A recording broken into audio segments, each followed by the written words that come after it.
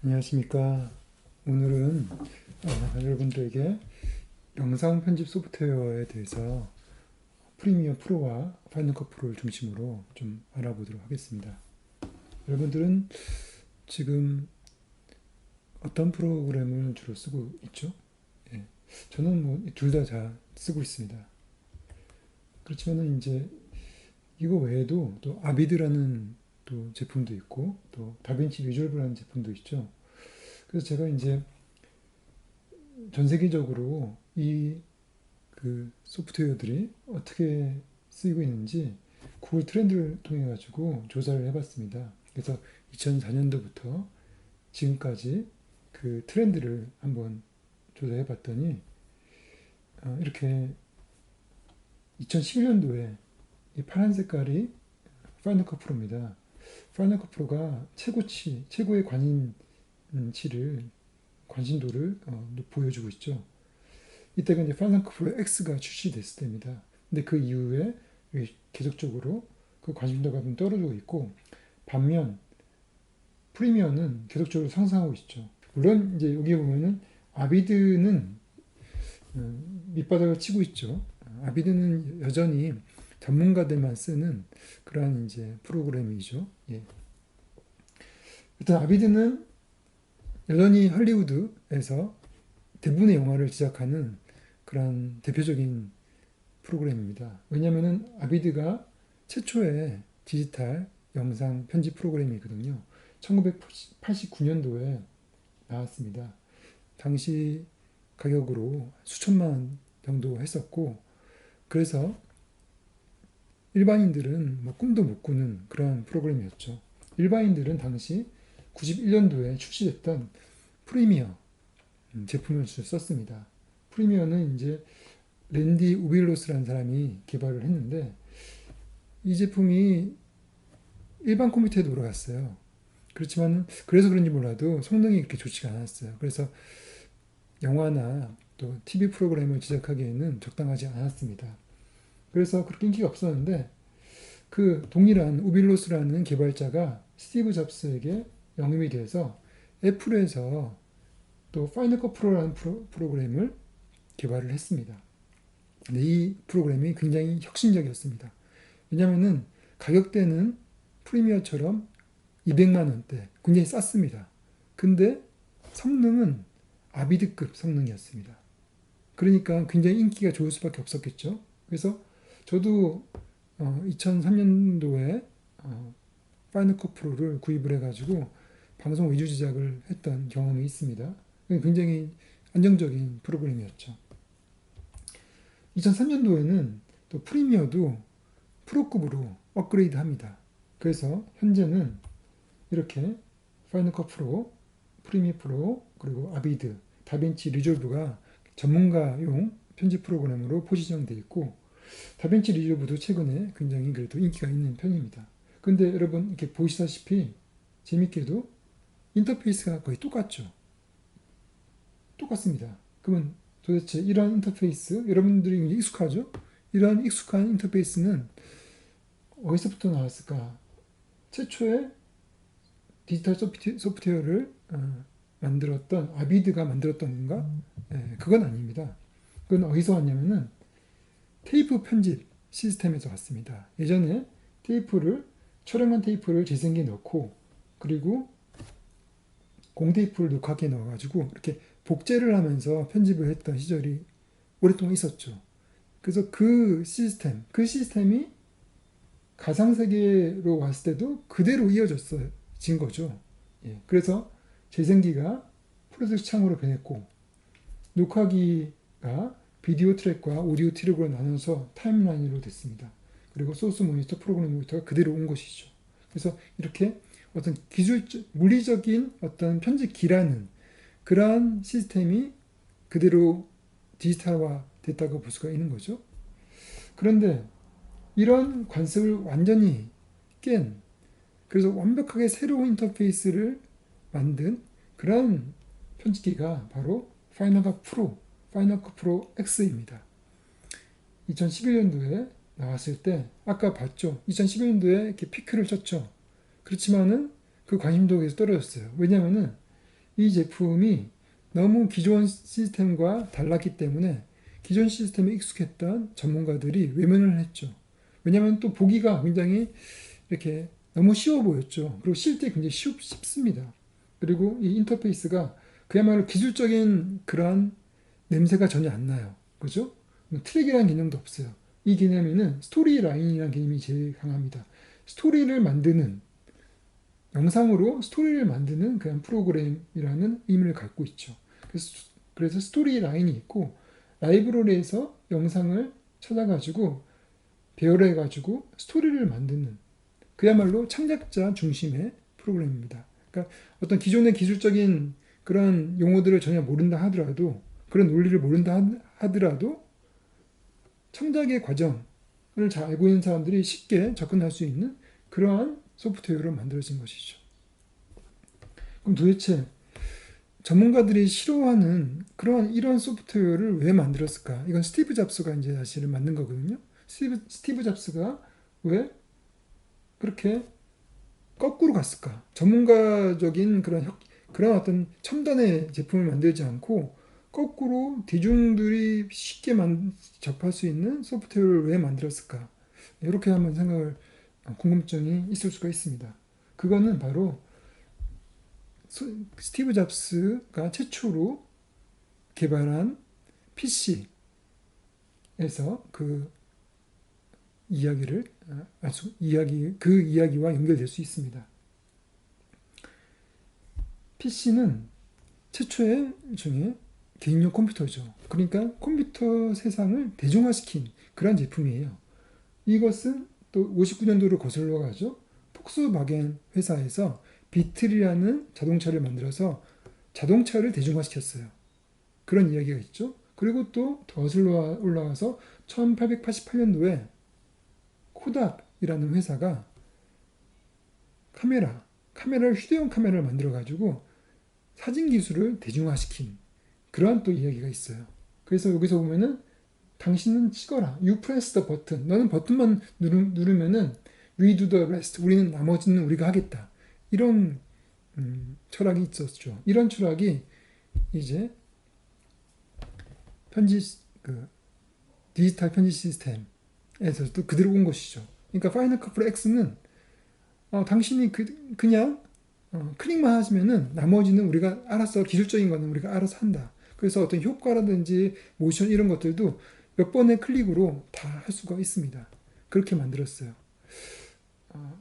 그래서 어떻게 보면은 이렇게 프리미어와 파이널 컷 프로는 완벽하게 다른 영역을 차지하고 있는 거죠. 물론 동일한 영상 편집 소프트웨어지만은 그렇게 포지셔닝을 완벽하게 다르게 하고 있다는 거죠. 프리미어는 전문가용, 그리고 그래서 모든 것들이 수동으로 제어를 할 수가 있고, 그래서 굉장히 복잡합니다. 그래서 작업 창도 11개가 돼요. 그래서 그 각각 창에 다양한 또 패러미터가 있는데 그 패러미터를 조정해 가지고 이미지를 움직이고 그리고 효과를 또 자유롭게 줄 수 있는 그런 편집이기 때문에 사실 굉장히 복잡하고 어렵죠. 그래서 그 프리미어 나름의 논리와 그 기술을 모르면은, 그걸 배우지 않으면은 사실 쉽게 조작하기가 힘듭니다. 반면 파이널 컷 프로는 창작자 중심, 그러니까 기술이 보이지 않는 그러한 상태에서도 기술이 보이지 않게끔 만들고, 기술을 모른다 하더라도 창작자가 쉽게 접근할 수 있게끔 만들었기 때문에 웬만한 것들은 다 자동입니다. 그리고 인터페이스가 굉장히 단순해요. 그리고 몇 개의 창으로 모든 것이 통합되어 있고, 그래서 직관적이고, 그래서 굉장히 재미있게 그렇게 편집을 할 수 있게 만든 좀 감성적인 그런 소프트웨어죠. 저도 이렇게 스토리 중심의 편집을 할 때는 프리미어보다 파이널 컷 프로를 주로 씁니다. 훨씬 더 재밌거든요. 그리고 안정적이고. 근데 프리미어는 좀 더 복잡하고 좀 기술이 많이 들어간 그런 그 영상을 만들 때는 프리미어를 또 쓰죠. 또 이렇게 애프터 이펙트와 연동, 또는 포토샵과 일러스트레이터와 연동이 되기 때문에 그야말로 좀 더 복잡한 작업을 하기에는 굉장히 프리미어가 좋죠. 그래서 서로 이렇게 다른 영향을 가지고 있습니다. 그럼에도 불구하고 이 두 가지는 여튼간에 한쪽은 영상 편집의 대중화, 또 한쪽은 전문가를 위한 최고의 편집기라는 것을 추구해서 결국은 프리미어 프로는 기술자의 편집기가 된 것이고 파이널 컷 프로는 창작자의 편집기가 된 것이죠. 예. 그렇지만은 여튼간에 이 두 세계가 결국은 하나의 세계죠. 하나의 결국은 여러분처럼 1인 미디어 크리에이터들이 누구나 쉽게 쓸 수 있는 그러한 도구이죠. 프리미어는 어렵다 하더라도 요즘에 그 유튜브에서 굉장히 그런 강좌가 많죠. 그래서 그런 강좌를 통해 가지고 여러분들이 또 쉽게 배울 수가 있어요. 예, 그래서 여튼 어느 걸 사용한다 하더라도 굉장히 좋은 장점을 가지고 있는 이제 프로그램을 할 수 있습니다. 여기서 좀 더 얘기하면은 파이널 컷 프로는 맥에서만 돌아가서 단점일 수도 있지만은 굉장히 안정적이에요. 그 말은 뭐냐면은 날리는 일이 별로 없어요. 이렇게 그 저장을 못 해가지고 갑자기 크래시가 돼가지고 날려버리는 이런 일이 없어요. 왜냐면은 작업하는 순간순간 저장이 알아서 돼요.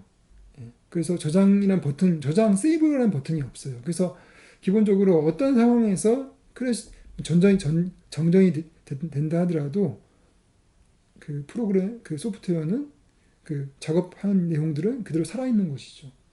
그리고 또 하나 제일 좋은 점은 마지막 엑스포팅 할 때 그 엔코딩 시간이 굉장히 짧아요. 그거는 이제 프리미어에 비교했을 때 같은 사양 컴퓨터라고 하더라도 물론 이제 맥으로 볼 때 맥에서 하겠죠. 맥과 이렇게 궁합이 잘 맞아서 최적화돼서 그런지 모르겠지만은 엔코딩 시간이 거의 한 3배? 뭐 그 정도로 빨라요. 예. 그래서 이제 그래서 저 같은 경우는 그렇게 다큐멘터리라든지 또 단편 영화 이런 편집에는 그 파이널 컷 프로를 주로 쓰고 프리미어 같은 경우는 이제 좀 그 이런 홍보 영상이라든지 좀 이렇게 그 디자인적인 요소들이 많이 들어가는 거 그런 거 할 때는 씁니다. 그리고 에펙을 많이 쓸 경우 에펙에다 써서 또 프리미어로 가져올 경우가 많은 경우 그래서 모션 그래픽 같은 걸 많이 쓰는 경우는 이제 프리미어 프로를 쓰는데 물론 이제 모션 그래픽은 결국은 이제 에펙에서 하겠죠. 예, 에펙에서 해야 되는 것이죠. 예. 그래서 근데 프리미어 프로는 또 굉장히 큰 장점이 있죠. 여러분들 이제 그 아까 얘기했던 그 에펙과의 연동성 그리고 포토샵과의 연동성 그런 것이 있고 그리고 파이널 컷 프로에 비해 가지고 그 모션 그래픽의 어떠한 그 기능이 굉장히 강화되어 있어요. 그래서 애프터 이펙트가 전혀 애프터 이펙트를 모른다 하더라도 프리미어만 가지고도 나름대로 그런 키네틱 타이포그래피 형태로 만들 수도 있고 그리고 또 효과들도 많이 줄 수 있고 그런 작업들을 좀 세부적으로 그렇게 할 수 있도록 좀 만들어 놨어요. 그래서 이제 특히 그 예전에는 없었던 그런 트래킹이나 마스킹 기능들이 최근에 이렇게 강화가 되고 있고 특히 이제 하여튼 그래픽적으로 굉장히 강화가 되고 있어요. 그 한마디로 이제 애프터 이펙트의 그 많은 기능들이 프리미어로 많이 또 오고 있는 것이죠. 그래서 파이널 컷 프로가 나름대로 확실하게 그런 차별성을 주고 있습니다.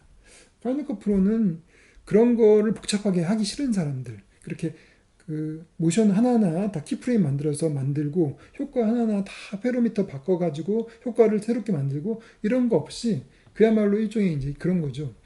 프리셋이 다 만들어져 있어요. 그러니까 템플릿으로 그냥 눌러서 이미 만들어진 템플릿을 이용하는 이런 것이죠. 그래서 좋은 템플릿을 이렇게 쓰게 되면은 또 굉장히 세련된 그런 영상을 또 만들 수 있잖아요. 그죠? 그래서 나는 기술적으로 뭐 복잡한 거 싫고 그냥 재밌게 그냥 편집하고 싶다.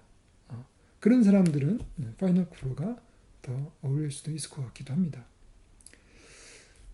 그렇지만 어떤 디자인적인 실력을 키우려면은 프리미어가 맞습니다.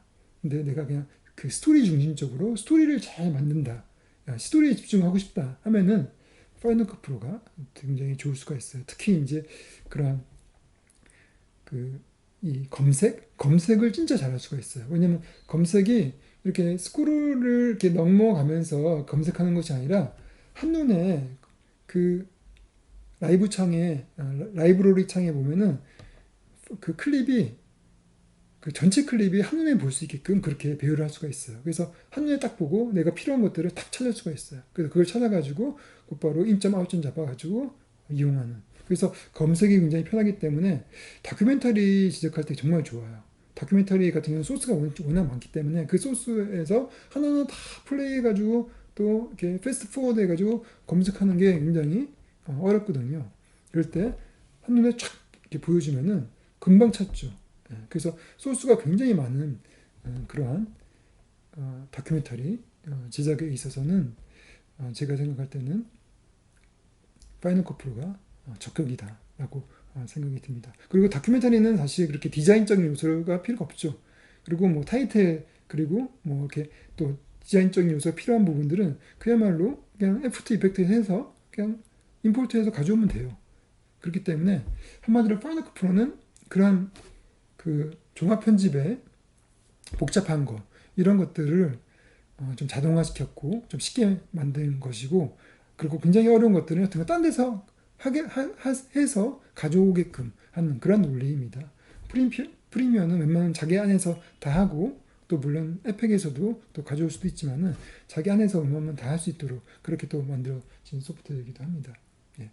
그래서 이제 여러분들은 하여튼 장단점이 있기 때문에 여러분들이 선택하는데, 파이널 컷 프로의 장점이 또 하나 더 있어요. 프리미어에 비해서 가격은 좀 싼 편입니다. 왜냐하면 프리미어는 매달 돈을 최소 25,000원에서 한 5만원 이렇게 내야 되잖아요. 그렇지만 파이널 컷 프로는 한 번 살 때 학생용으로 사면은 한 25만원?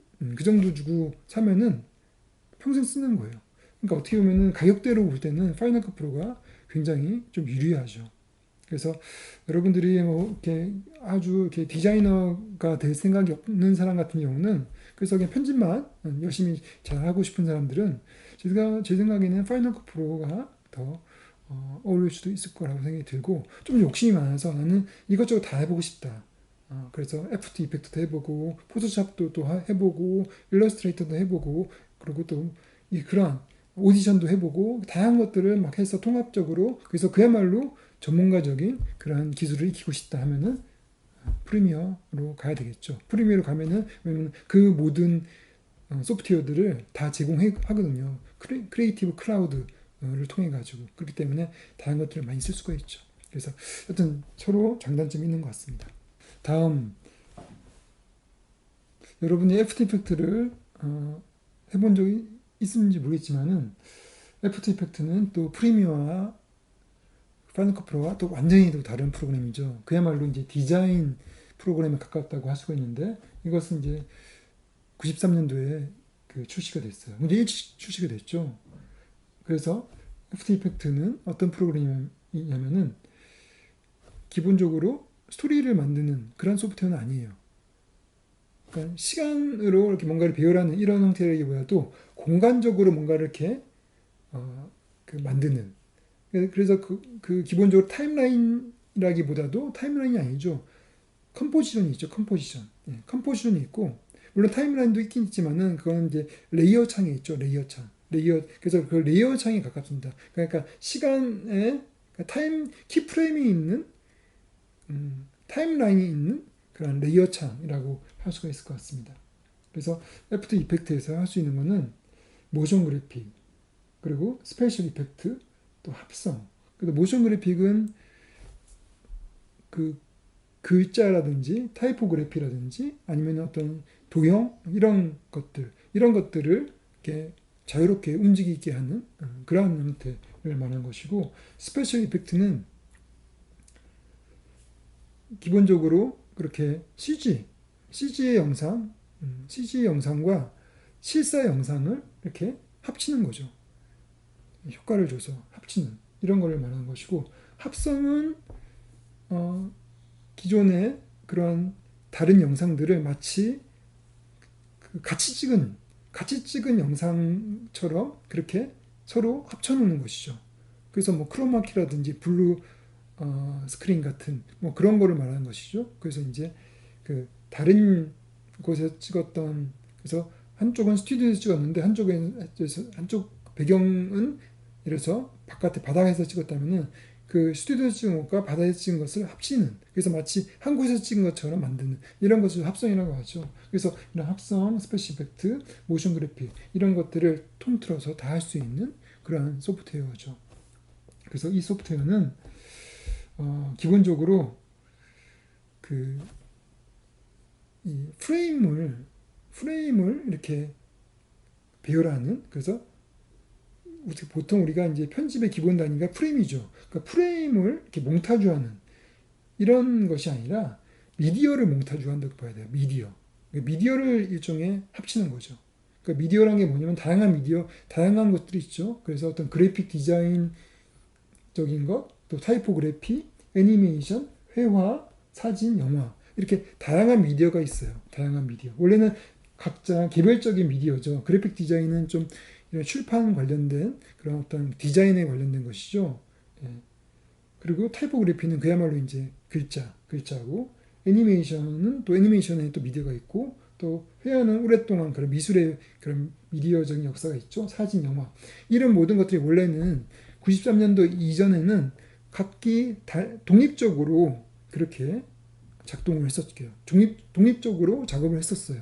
근데 이런 것이 디지털화가 되면서 93년도 이후, 그러니까 이제 이 애프터 이펙트가 나온 이래로 그 이후에 대중적으로 이러한 각각의 독립된 미디어들을 디지털로 만들어서 한 곳에서 서로 이렇게 몽타주, 편집할 수 있는 그러한 시대가 만들어진 거예요. 그게 바로 이제 애프터 이펙트가 만들어 놓은 시대입니다. 그래서 애프터 이펙트는 어떤 키프레임을 가지고 있는 포토샵이라고 할 수 있어요. 키프레임을 가지고 있는 포토샵. 그러니까 포토샵 이러면 해봤겠죠. 포토샵을 보게 되면은 어떤 캔버스에다가 이미지들을 다양하게 합성을 하고, 거기다가 또 다양한 도구를 통해 가지고 이렇게 조작을 하죠.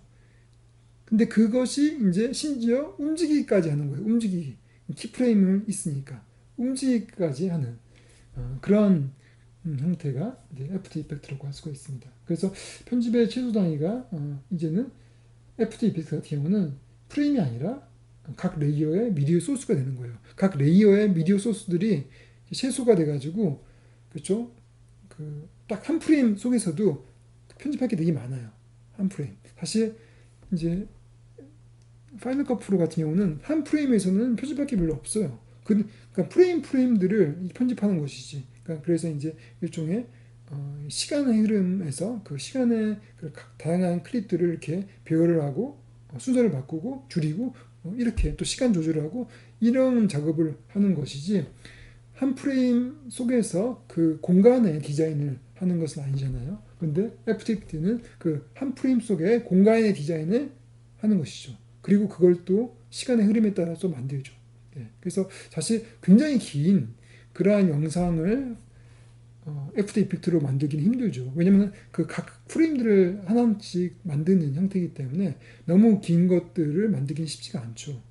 그래서 이제 보통 짧은 그러한 영상들을 주로 만드는 프로그램이고, 그렇기 때문에 전체 일종의 이제 긴 컨텐츠의 일부의 어떤 영상 클립을 만드는 그러한 소프트웨어라고 볼 수 있어요. 그렇기 때문에 여러분이 영상 편집하려면 어쩔 수 없이 애프터 이펙트 하나만 가지고는 안 돼요.